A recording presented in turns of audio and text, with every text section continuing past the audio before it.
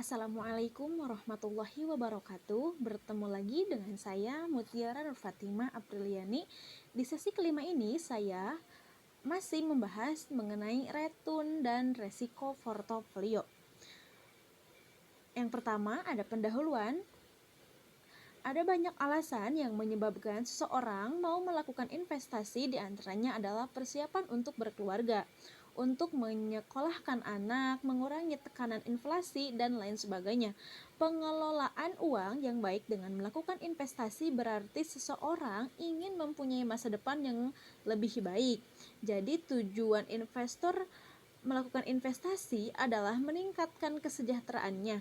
Sumber dana investasi bisa diperoleh dari dana yang dimiliki saat ini, seperti penyisihan sebagian dari pendapatan, dan bisa juga berasal dari tabungan yang sudah ada.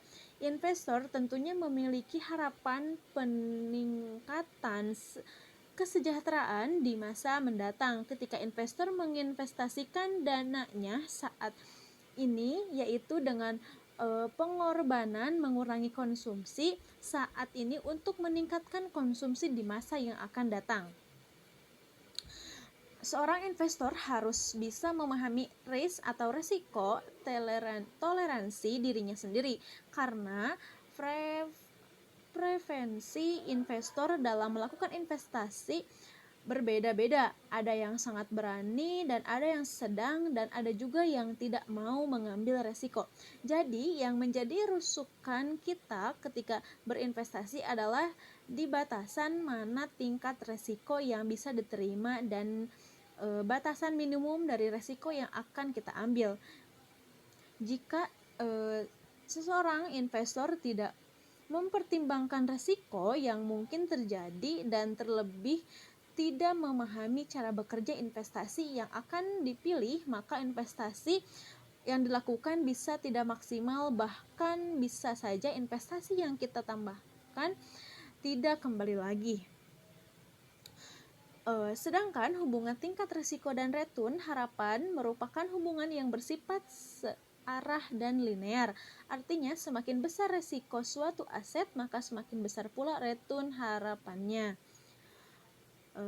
Selain mengharapkan return yang diperoleh dari investasi, pada saat yang sama investor dihadapkan pada risiko yang mungkin terjadi atas investasi yang dilakukan. Sebuah risiko tentunya harus bisa kita ukur, misalnya berapa besar ketidakpastian risiko tersebut ketika menyimpang, agar kita bisa mengukur probabilitas yang akan muncul sehingga return yang diharapkan tidak meleset terlalu jauh. Banyak cara yang dapat membantu seorang investor untuk bisa menganalisis investasi yang akan dilakukannya, seperti yang sudah sering dikenal, yaitu analisis fundamental dan analisis teknikal turunan. Dimulai dengan pengertian tentang investasi, return dan risiko, dan diverifikasi. Yang kedua ada investasi. Investasi adalah kegiatan meletakkan uang ataupun aset berharga terhadap suatu lembaga dengan harapan akan mendapatkan profit dalam jangka waktu yang sudah ditentukan. Investasi ini sering dikatakan penanaman modal. Pada umumnya, dana investasi yang diperoleh dana investor akan dikembangkan oleh lembaga yang menerimanya, dan keuntungan yang diperoleh akan dibagi sesuai dengan kesepakatan yang dilakukan di awal perjanjian. Menurut Handini 2020, investasi adalah komitmen atas sejumlah dana atau sumber daya lainnya yang dilakukan pada saat ini dengan tujuan memperoleh sejumlah keuntungan di masa datang. Seseorang investor membeli sejumlah saham saat ini dengan harapan memperoleh keuntungan dari kenaikan harga saham ataupun sejumlah dividen di masa yang akan datang. Sebagai imbalan atas waktu dan risiko yang terkait dengan investasi tersebut. Sedangkan menurut Tendelilin 2012, investasi bisa didefinisikan sebagai komitmen sejumlah uang atau sumber daya lainnya yang dilakukan saat ini dengan harapan memperoleh manfaat di kemudian hari. Selanjutnya yang ketiga ada investor. Investor sering disebut sebagai pemegang saham atau sekuritas karena berinvestasi saham adalah cara yang paling umum dilakukan orang ketika berinvestasi di zaman modern. Seorang pemegang saham atau sekuritas yang disebut sebagai seorang investor saham adalah yang membeli dan menjual saham ataupun sekuritas dengan menggunakan strategi untuk menghasilkan keuntungan yang paling maksimal. Dengan demikian, seorang investor juga dapat memiliki banyak jenis aset selain hanya saham dan surat hutang perusahaan terbatas publik yang dapat menetapkan dananya atau bahkan menarik dananya sewaktu-waktu jika dia tidak memperoleh profit yang menarik dalam investasi tersebut. Sedangkan pemegang saham yang juga seorang investor karena mereka menetapkan dananya dalam saham perusahaan yang nantinya mengharapkan pertumbuhan dan pengembalian yang lebih baik. Selanjutnya, menurut Handini, investor adalah pihak-pihak yang melakukan kegiatan investasi, sedangkan menurut Purwanto 2017, investor atau sering juga disebut modal adalah pihak yang menginvestasikan dana pada sekuritas. Umumnya, investor yang menanamkan adanya pada sekuritas dapat digolongkan menjadi dua, yaitu investor individual dan investor institusional. Investor individual adalah investor yang mewakili dirinya sendiri dan dari berbagai profesi seperti karyawan, pengusaha, ibu rumah tangga, dan sebagainya. Sedangkan contoh investor institusional adalah asuransi, reksadana, dan pensiun, dan sebagainya. Di pasar modal Indonesia, hampir seluruh investor asing adalah investor institusional, sedangkan investor domestik terdiri dari keduanya, baik investor individual maupun investor institusional. Yang keempat, ada return dan risiko. Tujuan seorang melakukan investasi adalah untuk mendapatkan profit terlepas apakah itu jangka pendek maupun jangka panjang. Dalam berinvestasi tidak ada kepastian, selalu akan mendapatkan keuntungan.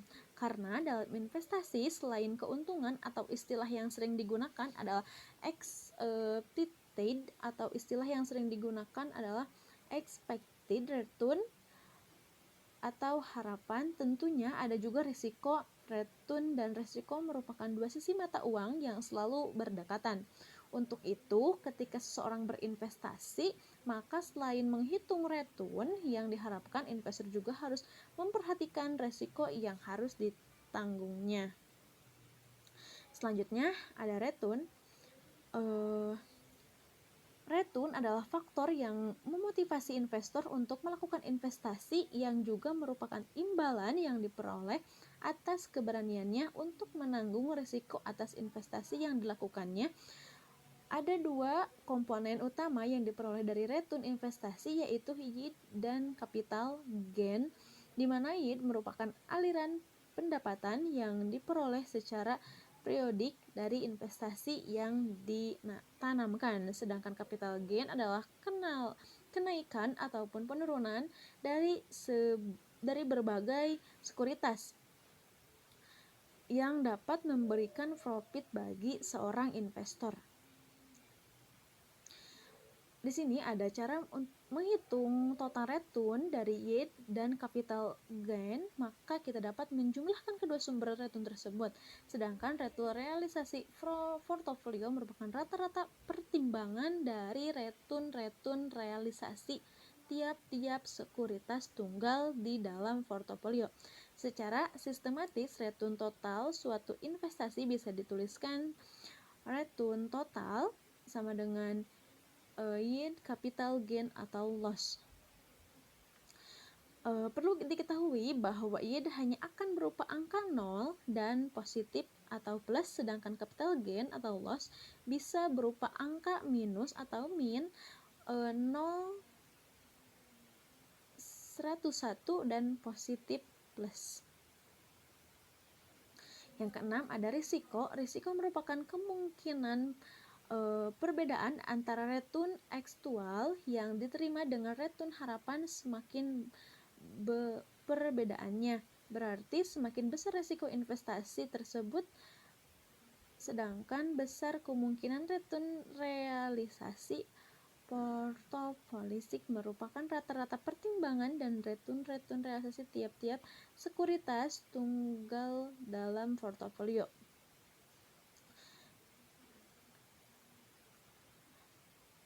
Selanjutnya ada risiko tidak sistematis, yaitu risiko tidak sistematis atau sering disebut dengan risiko perusahaan.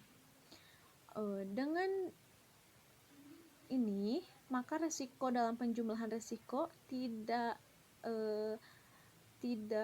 sistematik bisa dijumlahkan seperti risiko total sama dengan risiko dapat diverifikasi ditambah risiko tak dapat didiversifikasi. Risiko perusahaan plus risiko pasar. Risiko tidak sistematis dikurangi risiko sistematik. Yang ketujuh ada diversifikasi. Rekomendasi yang akan dikemukakan oleh para pakar yang sudah berpengalaman adalah diversifikasi. Karena diversifikasi ini merupakan salah satu strategi investasi yang sudah sering dilakukan dan terbukti untuk meminimalkan risiko dan memaksimalkan profit. Yang kedelapan ada analisis risiko portofolio. Konsep pengurangan risiko dengan cara menambahkan sekuritas ke dalam portofolio dikenal dalam manajemen portofolio. Konsep ini menjelaskan jika ingin mendapatkan manfaat yang maksimal dari pengurangan risiko, maka hal yang perlu dilakukan adalah dengan menambahkan sekuritas secara terus-menerus ke dalam portofolio. Tentunya manfaat yang akan diperoleh ada batasannya, yaitu sampai mencapai titik di mana manfaat ini akan berkurang walaupun kita menambah sekuritas dalam portofolio. 9 ada estimasi return dan risiko portofolio. Melakukan estimasi return dan risiko portofolio artinya kita akan menghitung return harapan dan risiko dari berbagai aset individual yang kita kombinasikan selama portofolio. Perlu diingat bahwa aset-aset individual dapat bergerak bersama-sama, maka kalau melakukan perhitungan terhadap risiko, kita jangan hanya menjumlahkan seluruh risiko, tetapi faktor yang perlu diperhatikan juga adalah keterkaitan di antara aset-aset tersebut.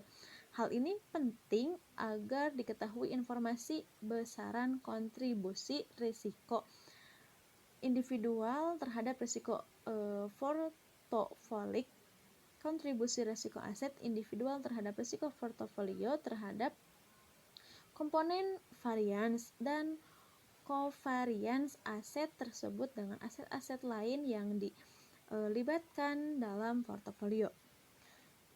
Selanjutnya, ke-10 ada kasus 2 sekuritas. Mengukur risiko portofolio dengan 2 sekuritas dapat kita peroleh dengan menghitung standar deviasinya. Kedua sekuritas tersebut, rumus yang dipakai adalah sebagai berikut. Rumusnya tertera di depan. Selanjutnya, ke-11 ada kasus N sekuritas ataupun kasus non sekuritas.